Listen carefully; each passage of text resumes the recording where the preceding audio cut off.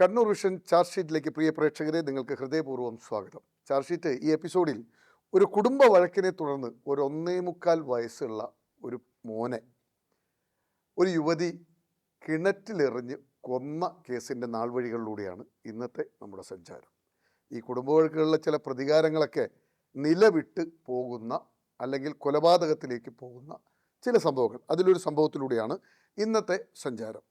നമ്മുടെ മുൻ district government leader advocate C K Ramachandran നമ്മോടൊപ്പം ചേരുകയാണ്. സി കെ, ഈ പള്ളിയിലെ ആളാണല്ലോ ഈ പറയുന്നത്, ഈ സംഭവം നടന്നതിന് ശേഷം ഇത് കൊടുക്കുന്നു, അപ്പോൾ ഇവരാണെന്ന് പറഞ്ഞു പോലീസ് അവനെ പിടിക്കുന്നു. അതെ, ഇവരുള്ള സൗഹൃദത്തിൻ്റെ ഒരു ആഴം പോലീസ് എങ്ങനെയാണ് മനസ്സിലാക്കുന്നത്? സൗഹൃദത്തിന്റെ ആഴത്തിനെ കുടുംബക്കാരനാണ്. അതെ അതെ, കുടുംബക്കാരനല്ല. അതായത് ഈ പ്രതിയുമായി കോണ്ടാക്റ്റ് ഉള്ള ഒരു വ്യക്തിയാണ്.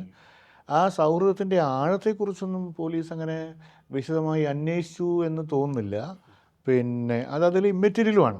പക്ഷേ ഇവർ തമ്മിൽ സൗഹൃദം ഉണ്ടായിരുന്നു, ഫോൺ വിളികളുണ്ടായിരുന്നു എന്നൊക്കെയുള്ള കാര്യങ്ങൾ കൃത്യമായി ഇവരുടെ കുറ്റസമ്മത മൊഴിയിലുണ്ട്, ഈ കക്ഷിയുടെ എവിഡൻസിലുണ്ട്. അവരത് സമ്മതിക്കുന്നുണ്ട്. സച്ച് അങ്ങനെ അതേപോലെ അവർ പിന്നെ കോടതിയിൽ അംഗീകരിച്ചിട്ടില്ല. എൻ്റെ ഓർമ്മ ശരിയാണെങ്കിൽ ഞാൻ ആ സാക്ഷിയെ ഹോസ്റ്റലാക്കിയിട്ടുണ്ട്. പക്ഷേ നമുക്ക് ആവശ്യമായ രീതിയിലുള്ള കാര്യങ്ങൾ എന്താ പറയുക, വാങ്ങിച്ചതിന് ശേഷം, കിട്ടിയതിന് ശേഷമാണ് ഹോസ്റ്റലാക്കിയത്. ഈ ആ കേസിൽ എത്ര പേര് ഹോസ്റ്റലാക്കി? കൂറുമാറി എത്ര സാക്ഷികൾ കൂറുമാറിയായിരുന്നു? ഇല്ല, അതിലധികം ആളൊന്നും കൂറുമാറിയിട്ടില്ല. ഈ ഒരു സാക്ഷി മാത്രമേ കൂറുമാറിയിട്ട് എൻ്റെ ഓർമ്മയിലുള്ളൂ. ഈ ഭർത്താവിൻ്റെ ഒക്കെ നിലപാടല്ലേ? ഭർത്താവ് വളരെ കൃത്യമായി, പിന്നെ ഭർത്താവിനെ വിസ്തരിച്ചത് എന്തിനാണെന്ന് ചോദിച്ചു കഴിഞ്ഞാൽ, ഈ മോട്ടീവ് പ്രൂവ് ചെയ്യാൻ ആവശ്യമായ രീതിയിലൊരു കത്ത് പറഞ്ഞല്ലോ, ആ കത്ത് താങ്കൾ എഴുതിയിരുന്നോ, അങ്ങനെ ഒരു കത്ത് താങ്കൾ ഭാര്യയ്ക്ക് അയച്ചിരുന്നോ എന്നുള്ളതാണ്. അദ്ദേഹം ആ കത്ത് നോക്കി ഇത് എൻ്റെ ഹാൻഡ് റൈറ്റിംഗ് പോലും അല്ല എന്ന് പറഞ്ഞത്. അതിനുശേഷമാണല്ലോ ഇവരുടെ ഹാൻഡ് റൈറ്റിംഗ് അല്ലാതെ ഇവർ നിഷേധിക്കുമല്ലോ ഓട്ടോമാറ്റിക്കലി. എന്നിട്ട് അതിന് എക്സ്പെർട്ടിനെ വെച്ചോ? ഇല്ല, എക്സ്പെർട്ടൊന്നും വെച്ചില്ല. അതായത് അങ്ങനെ ഒരു കത്ത് ഞാൻ എൻ്റെ ഭാര്യയ്ക്ക്, അതായത് പ്രതിക്ക് എഴുതിയിട്ടില്ല എന്ന് പറഞ്ഞാൽ അതോടെ തീർന്നല്ലോ. പക്ഷേ ഇത് ആരുടെ ഹാൻഡ് റൈറ്റിംഗ് ആണ്? പിന്നെ ആരുടെ ഹാൻഡ് റൈറ്റിംഗ് ആണെന്ന്, ഇവ നയീമയുടെ ഹാൻഡ് റൈറ്റിംഗ് തന്നെയാണെന്ന് അവർ പറഞ്ഞിട്ടുണ്ട്, ഞാൻ എഴുതിയതാണെന്ന് അവർ പറഞ്ഞിട്ടുണ്ട്. സമ്മതിക്കുന്ന ഒരു രംഗമുണ്ട്. അപ്പോൾ ഭർത്താവിന് ഈ ഭാര്യയ്ക്കെതിരെ വേറെന്ത് മൊഴിയാണ്? ഭാര്യ ഇത് ചെയ്തിട്ടുണ്ടെന്ന് സ്ഥാപിക്കുന്ന മൊഴികൾ ഭർത്താവ് തന്നില്ല. ഇല്ല, ഭർത്താവ് സ്ഥലത്തില്ലല്ലോ. ഈ സംഭവം നടക്കുമ്പോൾ സ്ഥലത്തില്ല. കല്യാണം കഴിച്ച് വളരെ കുറച്ച് കാലം മാത്രമേ അവർ ഒരുമിച്ച് താമസിച്ചിരുന്നുള്ളൂ. അപ്പോൾ അങ്ങനെ ഈ പ്രവാസിയാണ്. അപ്പോൾ ഇവർക്കെതിരെ ഒരു അതിശക്തമായ രീതിയിലുള്ള മൊഴികളൊന്നും ഭർത്താവിൻ്റെ ഭാഗത്തില്ല. പക്ഷേ മോട്ടീവ് പ്രൂവ് ചെയ്യാൻ ആവശ്യമായ ഏറ്റവും പ്രധാനപ്പെട്ട എവിഡൻസാണ് ഈ പറയുന്ന കത്തിലെ ഹാൻഡ് റൈറ്റിംഗ് ഞാനങ്ങനെ എഴുതിയിട്ടില്ല എന്നുള്ളത്. ഈ ഭർത്തൃ സഹോദരിയോട് ഇത്രയേറെ വെറുപ്പ് വരാൻ, ഭർത്താവിനോട് ഭയങ്കര സ്നേഹമുണ്ട്, അവർ പ്രവാസ ലോകത്തേക്ക് പോകരുത് എന്ന് അവർ ആഗ്രഹിക്കുന്നു. ഭർത്തൃ സഹോദരിയോട് ഇത്രയേറെ അവർ മോശക്കാരിയാണെന്ന് പറയാനും അവരുടെ കുഞ്ഞിനെ തന്നെ കൊല്ലാൻ തീരുമാനിക്കുകയും ചെയ്യുന്ന രീതിയിൽ ഒരു വെറുപ്പുണ്ടാകാനുള്ള കാരണം എന്താ വെച്ചാൽ, ഇവർ രണ്ടാൾ മാത്രമേ ഉള്ളൂ. ഈ നയീമയുടെ ഭർത്താവും ഈ അദ്നാൻ്റെ ഉമ്മയും, രണ്ട് മക്കളേ ഉള്ളൂ. അപ്പോൾ അവർ തമ്മിൽ അവരുടെ ഉമ്മയുണ്ട്, ഉപ്പയില്ല. അപ്പോൾ അവരുടെ പിന്നെ സൗഹൃദം എന്ന് പറയുന്നത്, സ്നേഹബന്ധം എന്ന് പറയുന്നത് കഠിനമായ സ്നേഹബന്ധം, ആഴത്തിലുള്ള സ്നേഹബന്ധമാണ്. അത് മാത്രമല്ല ഈ മോനോട് ഭയങ്കരമായ വാത്സല്യവും, മരുമകൻ ഭയങ്കരമായ വാത്സല്യം. ഇവർക്ക് മക്കളായിട്ടില്ല. അത്രയും ചെറിയ കാലത്തെ ഒരു വിവാഹബന്ധം മാത്രമേ ഉള്ളൂ. അപ്പോൾ അവിടെ വേറൊരു കുഞ്ഞ് അതുപോലെ ഇല്ല. അപ്പോൾ അതുകൊണ്ട് ഈ കുട്ടിയോട്, അതുവഴി സഹോദരിയോട് ഒക്കെ ഈ ഭർത്താവിന് അതിഭയങ്കരമായ സ്നേഹവും ലാളനയൊക്കെയാണ്. ഈ ഭർത്താവ് ഗൾഫിൽ നിന്ന് വരുമ്പോൾ കുട്ടിക്കും അതുപോലെ തന്നെ സഹോദരിക്കും ഉമ്മക്കും എല്ലാമായി ഒരുപാട് പാരിതോഷികങ്ങൾ വിത്ത് പ്രതിക്കും കൊണ്ടുവരുന്നുണ്ട്. പക്ഷേ അങ്ങനെയുള്ളൊരു സൗഹൃദം, ഒരു എന്താ പറയുക, ഒരു സഹോദര ബന്ധുവും ഉമ്മയോടുള്ള ഭയങ്കരമായ ഒരു കരുതലും ഒരു സ്നേഹവും ഒന്നും തന്നെ ഈ പ്രതി ഇഷ്ടപ്പെട്ടിട്ടില്ല എന്നുള്ളതാണ് ഏറ്റവും ചുരുക്കമായ ഇതിൻ്റെ ഒരു വലിയ പ്രശ്നം. എങ്ങനെയായാലും ഇത്തരം ഒരു ക്രൂരകൃത്യം ചെയ്താൽ പിടിക്കപ്പെടുന്നൊരു തോന്നല് ഉണ്ടായി. അത് ഈ കുറ്റവാളികൾ അവരുടെ ഉദ്ദേശം നടപ്പിൽ വരുത്തുക എന്ന് മാത്രമേ ഉള്ളൂ. അത് പിടിക്കപ്പെടുമ്പോൾ അല്ലെങ്കിൽ അതിൻ്റെ വരായികകളും അതിൻ്റെ ഭാവി എന്താണ്, എനിക്കുണ്ടാകുന്ന പിന്നെ അതുകൊണ്ടുണ്ടാകുന്ന പ്രശ്നം എന്താണ് എന്ന് ആഴത്തിൽ ചിന്തിക്കാൻ പലപ്പോഴും ഈ തരത്തിലുള്ള കുറ്റവാളികൾക്ക് അവർ ശ്രദ്ധിക്കാറില്ല. കാരണം അവർക്ക് അവരുടെ ഉദ്ദേശം നടക്കണം എന്ന് മാത്രമേ ഉള്ളൂ. അതുകൊണ്ട് നാളെ എനിക്കുണ്ടാകും, വളരെ അപൂർവം ആളുകൾ മാത്രമേ പറഞ്ഞിട്ടുള്ളൂ. ഇപ്പോൾ ഒരു കാമുകിയെ കൊലപ്പെടുത്തിയ ഒരാൾ പറഞ്ഞിട്ടില്ലേ, എനിക്കിപ്പം 14 കൊല്ലം കഴിഞ്ഞിട്ട് പുറത്തിറങ്ങാൻ ഇവിടെ സാധിക്കും. കൂത്തുപറമ്പ് പുത്തറമ്പിൽ വിഷ്ണുപ്രിയ വിഷ്ണുപ്രിയ പാനൂരിൽ. പറഞ്ഞല്ലോ.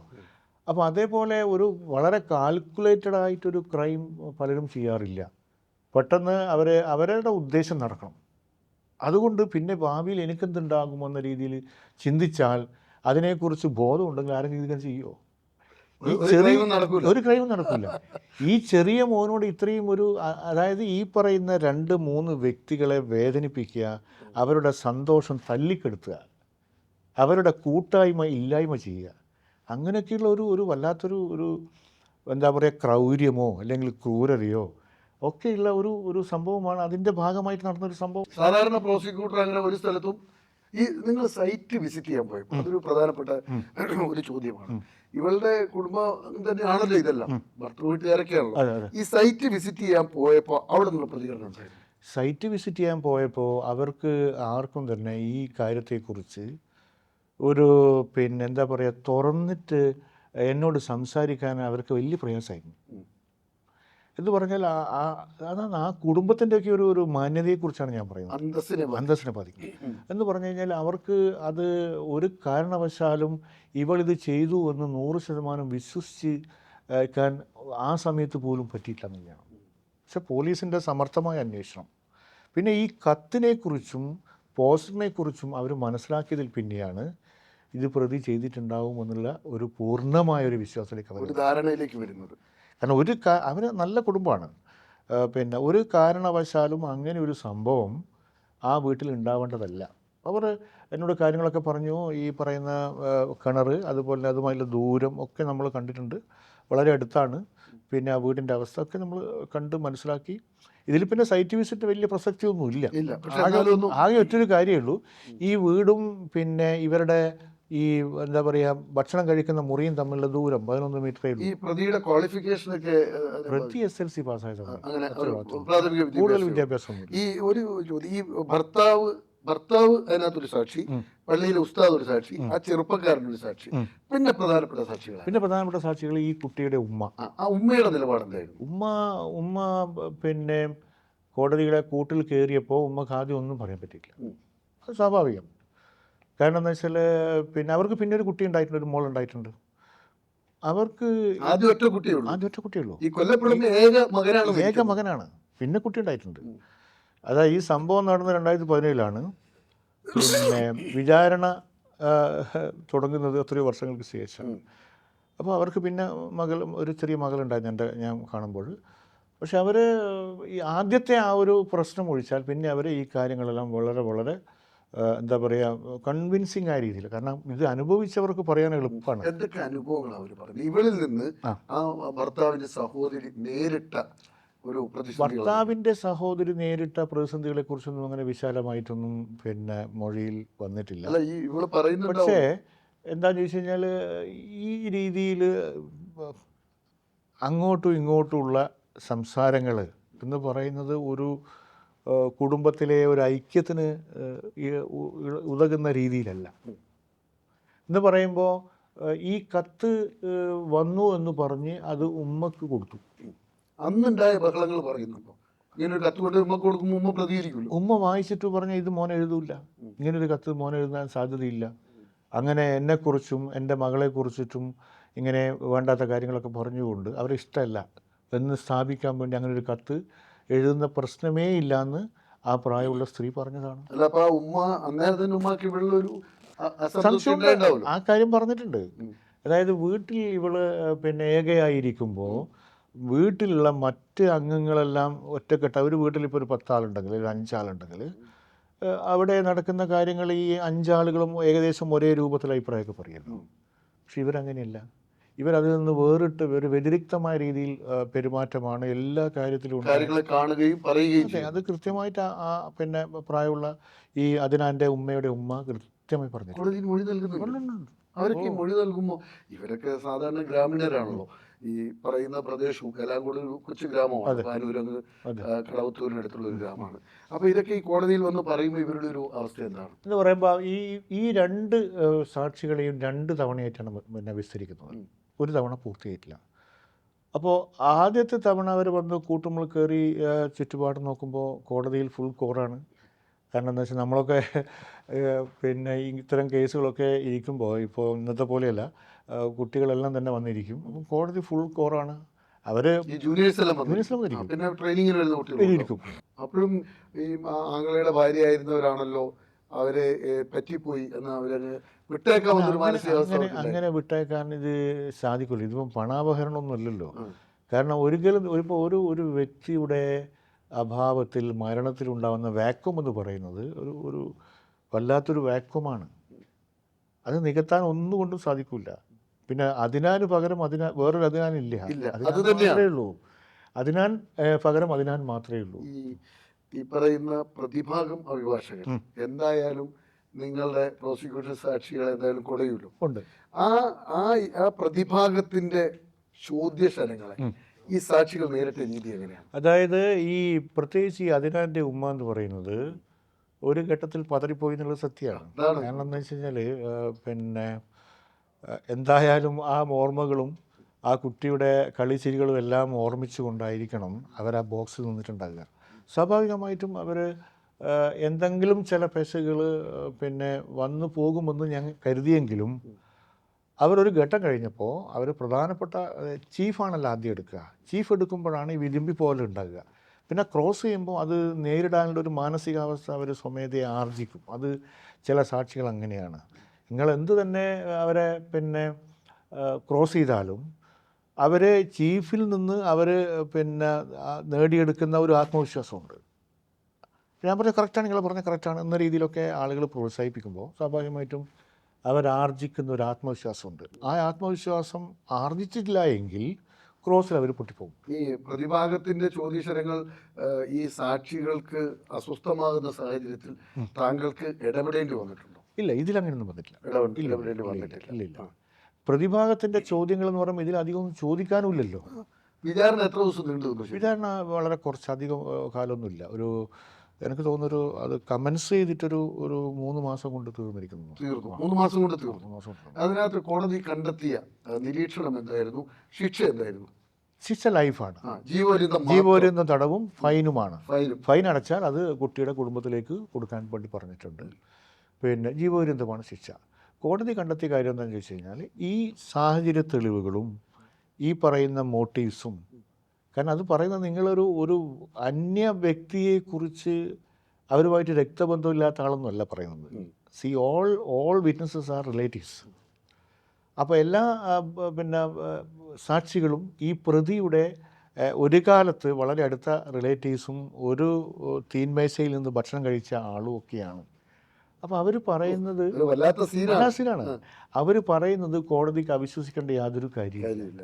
കാരണം നമ്മളെ പ്രോസിക്യൂഷനെ സംബന്ധിച്ച് ഈ സാഹചര്യ തെളിവിൻ്റെ എല്ലാ ലിങ്കും മുറിയാതെ നമ്മൾ സ്ഥാപിച്ചിട്ടുണ്ട്.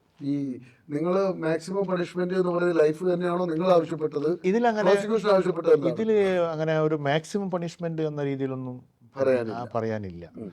പക്ഷേ അതൊരു വളരെ ഗ്രേവായ ഒരു ക്രൈമാണ്. ഒരു ചെറിയ കുട്ടിയോട് ചെയ്ത ക്രൈമാണ്. അതുകൊണ്ട് പിന്നെ ലൈഫ് തന്നെ കൊടുക്കണമെന്ന രീതിയിൽ തന്നെയാണ് പിന്നെ നമ്മൾ പറഞ്ഞത്. അങ്ങനെ ഒരു മാക്സിമം പണിഷ്മെന്റ് കൊടുക്കേണ്ട ഇല്ല. ഈ ഇവരെന്തായാലും അറസ്റ്റിലായ സമയത്ത് കുറച്ചു കാലം റിമാൻഡിലായിട്ടുണ്ടാവും. പെട്ടെന്ന് തന്നെ ബെയിൽ ഇറങ്ങാനും അവർക്ക് നിയമസഹായം കിട്ടിയിരുന്നു. പക്ഷെ സാധാരണ ഇതിലൊരു 90 days ആവാണ്ട് കിട്ടൂലല്ലോ. ഏകദേശം ഇതിൽ ആ പ്രതി അത്രയും സമയം 3 മാസം കിടന്നു. 3 മാസം ശേഷം ഇറങ്ങിയിട്ടാണ് വർഷങ്ങൾക്ക് ശേഷം വിചാരണ ചെയ്യുന്നത്. അപ്പൊ ഈ 90 ദിവസത്തിനിടയിൽ തന്നെ ഇവരുടെ കുടുംബം ഇവരെ ജാമ്യത്തിൽ ഇറക്കാൻ വന്നിട്ടുണ്ടോ? അത് കോടതിയാണോ വക്കീലിനെ? അല്ല, ഈ പിന്നെ പ്രതിയുടെ സ്വന്തം കുടുംബം, പിതാവ്, മാതാവ്, സഹോദരന്മാരെല്ലാം ചേർന്നിട്ടാണ് എന്നാണ് എൻ്റെ ഓർമ്മ. അതിനെക്കുറിച്ച് ഞാൻ വ്യക്തമായി നോക്കിയിട്ടില്ല. പക്ഷെ എന്നാണ് എൻ്റെ ഓർമ്മ. ഈ പിന്നെ വീട്ടുകാരോ ഒന്നും തന്നെ അതിന് ശ്രമിച്ചിട്ടില്ല. കാരണം അവരാണ് ഇത് ചെയ്തതെന്നുള്ളതിനെ സംബന്ധിച്ച് പോലീസിൻ്റെ അന്വേഷണം വളരെ തൃപ്തികരമാണ്. വളരെ അന്വേഷണ ഉദ്യോഗസ്ഥൻ നമ്മൾ ആദ്യം ഇത് ചെയ്തത് അന്വേഷണ ഉദ്യോഗസ്ഥൻ ഡൊമിനിക് ആയിരുന്നു. അതായത് ജയൻ ഡൊമിനിക് CI. പിന്നെ PR മനോജാണ്. രണ്ട് നല്ല ഓഫീസേഴ്സ്. ഈ ജയൻ ഡൊമിനിക്കിന്റെ പിതാവ് ഡൊമിനിക്കും പോലീസ് ഓഫീസറായിരുന്നു. അതെ. അയാളിപ്പം എനിക്ക് തോന്നുന്നു ജയൻ ഡൊമിനിക് ക്രൈംബ്രാഞ്ച് DSP ആണ്. വളരെ സൈലന്റ് ആണ് പുള്ളി. അങ്ങനെ ഒരു ബഹളവും കാര്യങ്ങളൊന്നും ഇല്ല. അതല്ല, എല്ലാ ലിങ്കുകളും പിന്നെ കോർത്തിണക്കിക്കൊണ്ട് തന്നെയാണ് പുള്ളി അന്വേഷണം പൂർത്തിയാക്കിയത്. മനോജ് പിന്നെ PR മനോജ് ആ സമയത്ത് കുറ്റപത്രം ഇൻക്വസ്റ്റ് കാര്യങ്ങൾ അങ്ങനെയൊക്കെയുള്ളതാണ്. 2 ഓഫീസേഴ്സ് അന്വേഷണ ഘട്ടത്തിൽ പ്രതിയെ അറസ്റ്റ് ചെയ്ത് പോലും മനോജാണ്. മനോജ് അറസ്റ്റ് ചെയ്യുന്നു, FI രജിസ്റ്റർ ചെയ്യുന്നു. അതിന്റെ ആദ്യഘട്ട പ്രവൃത്തി അന്വേഷണം പൂർത്തിയാക്കി കുറ്റപത്രം കൊടുക്കുന്നത് ജയൻ ഡൊമിനിക്കാണ്. പിന്നെ പ്രധാനപ്പെട്ട എല്ലാ സാക്ഷികളെയും ചോദ്യം ചെയ്യുന്നതും മൊഴി രേഖപ്പെടുത്തുന്നതും ഒക്കെ ജയൻ ഡൊമിനിക്കാണ്. ആ കേസിന്റെ തുടർ എല്ലാ കാര്യങ്ങളും ചെയ്ത് ഡൊമിനിക്കാണ്. കോടതി പ്രത്യേകിച്ച് വല്ല പരാമർശങ്ങളും പ്രത്യേകിച്ച് പരാമർശങ്ങളൊന്നും പറഞ്ഞിട്ടില്ല. ഇത് സാഹചര്യ തെളിവാണ്. സാഹചര്യ തെളിവിൻ്റെ എന്തൊക്കെ അതിൻ്റെ ഇൻഗ്രീഡിയൻസ് ഉണ്ടോ ആ ഇൻഗ്രീഡിയൻസ് എല്ലാം പൂർത്തീകരിച്ചുകൊണ്ട് എന്ന നിലക്ക് തന്നെ അതൊരു പോലീസിന് ഡയറക്റ്റായിട്ടുള്ള ഒരു അഭിനന്ദനം തന്നെയാണ്. അത് ചെയ്തിട്ടുണ്ട്. കാരണം എന്താ വെച്ചാൽ നേരിട്ട് എവിഡൻസുകൾ ഇല്ലല്ലോ. അപ്പോൾ അതുകൊണ്ട് അതിൻ്റേതായ ഒരു ഡ്രോബാക്ക് എന്ന് പറഞ്ഞുകൂടാ, പക്ഷെ അതിൻ്റേതായ ഒരു വിഷയം ഉണ്ടാവുമല്ലോ. ഈ 1.25 വയസ്സുള്ള ഒരു കുഞ്ഞിന്റെ കൊലപാതകമൊക്കെ വിചാരണ നടത്തി പ്രതിക്ക് പരമാവധി ശിക്ഷയൊക്കെ നിങ്ങൾ വാങ്ങിക്കൊടുക്കുന്നു. ആ കേസ് നടത്തി തീർന്നപ്പോൾ ഒരു പ്രോസിക്യൂട്ടർ എന്നൊക്കെ നിങ്ങൾക്ക് തോന്നിയത് എന്താണ്? അതിലെന്താണെന്ന് ചോദിച്ചു കഴിഞ്ഞാൽ നമ്മൾ ഒരു അപ്കമിങ് ആയിട്ടുള്ള പിന്നെ വ്യക്തികൾ, അതുപോലെ അങ്ങനെ ഒരു ടെൻഡർ ഏജിൽ തന്നെ, വളരെ ചെറിയ ഏജിൽ തന്നെ ഇങ്ങനെയൊരു, ഞാൻ അങ്ങനെയാണ് അതിനെ കണ്ടത്, ഇങ്ങനെയൊരു അനുഭവത്തിലേക്ക് വന്ന വ്യക്തിയുടെ ആ കുടുംബത്തിൻ്റെ ഒരു കാലവും തീരാത്തൊരു വ്യതയാണിത്. ഇപ്പോൾ ഒരു ആക്സിഡൻറ്റിൽ മരിക്കുന്നത് പോലെയോ രോഗം വന്ന് മരിക്കുന്നത് പോലെയല്ല. ഒരാൾ വളരെ പർപ്പസ്ഫുള്ളി ആ കുടുംബത്തിലെ ഒരാൾ തന്നെ ഒരു വ്യക്തിയെ കിണറ്റിലെറിഞ്ഞ് കൊല്ലുക എന്ന് പറയുന്നത് ഒരു കാലവും അത് എന്താ പറയുക, അവർക്ക് മറക്കാൻ കഴിയാത്ത വല്ലാത്തൊരു ദുരന്തം. കഴിയില്ല, നമ്മളും മറക്കില്ല. ഇത് കേസ് നടത്തി നമ്മളും അന്വേഷണ ഉദ്യോഗസ്ഥരും ഒരു കാലവും മറക്കില്ല. അത് അങ്ങനത്തെ ഒരു സംഭവമാണ്. ഇപ്പോൾ ഒരു വണ്ടി അടിച്ചാലുണ്ടാവുന്ന പോലെയോ അല്ലെങ്കിൽ അതുപോലെയൊന്നും അല്ല ഇത്. അതാണ് അതിൻ്റെ ഒരു പ്രത്യേകത. അർഹിക്കുന്ന ശിക്ഷ വാങ്ങിക്കൊടുക്കാൻ പറ്റും. യെസ്, നമ്മുടെ സമയം തീരുകയാണ്. നമ്മൾ സാധാരണ ഈ പോലീസ് അന്വേഷണത്തിൽ അപാകതയുണ്ടായി എന്ന് കോടതികൾ പറയുമ്പോൾ വലിയ വാർത്തകളാകാറുണ്ട്. ഇപ്പം രാമേന്ദ്രൻ പറഞ്ഞത് ഓർമ്മയുണ്ടല്ലോ, 2 CIമാർ, അതിൽ ജയൻ ഡൊമിനിക്കാണ് അന്വേഷണം പൂർത്തിയാക്കി കുറ്റപത്രം സംഭവിച്ചത്. ഒരു ഓഫീസർ വളരെ സൈലൻ്റായി, വളരെ ശാസ്ത്രീയമായി സാഹചര്യ തെളിവുകൾ കോർത്തിണക്കി കൊണ്ടുവന്നപ്പോഴാണ് 1.25 വയസ്സുള്ള അദ്നാൻ എന്ന നമ്മുടെ പൊട്ടിച്ചിരിക്കുന്ന ആ പിഞ്ചു ബാലൻ, ഒന്ന് ആലോചിച്ച് നോക്കുക, 1.25 വയസ്സ് മോണ കാണിച്ച് പൊട്ടിച്ചിരിക്കുന്ന കൊച്ചു മോനെ കിണറ്റിൽ എറിഞ്ഞ് കൊല്ലാൻ മനസ്സ് കാണിച്ച ആ വനിതയെ തുറങ്കിലടക്കാൻ സാധിച്ചത്. ഇത് തന്നെയാണ് ആ പോലീസ് ഉദ്യോഗസ്ഥർക്കും അതിനകത്ത് വലിയ റോളുണ്ട്. അവരത് മെല്ലെ മെല്ലെ കോർത്തിണക്കിയത് കൊണ്ടാണ് പ്രോസിക്യൂഷൻ ആ കേസ് കൃത്യമായി തെളിയിക്കാനും ശിക്ഷ വാങ്ങിച്ചു കൊടുക്കാനും സാധിച്ചത്. ഒരു കാര്യം മനസ്സിലാക്കണം, നിങ്ങൾ ഏത് ക്രൈം ചെയ്യുമ്പോഴും നിങ്ങളുടെ പിന്നാലെ ഇത്തരം ചില ചങ്ങലകൾ പിന്തുടരും. നിങ്ങളെ പൂട്ടാനായി, ആ പ്രതികളെ, ക്രിമിനൽ വാസനയുള്ളവരെ പൂട്ടാനായി നിയമം അതിൻ്റെ പിന്നാലെ വരും എന്ന് മാത്രമാണ് ചാർജ് ഷീറ്റിന് പറയാനുള്ളത്. പ്രേക്ഷകർക്കും ഒപ്പം CK രാമേന്ദ്രനും ചാർജ് ഷീറ്റിന് നന്ദി, നമസ്കാരം.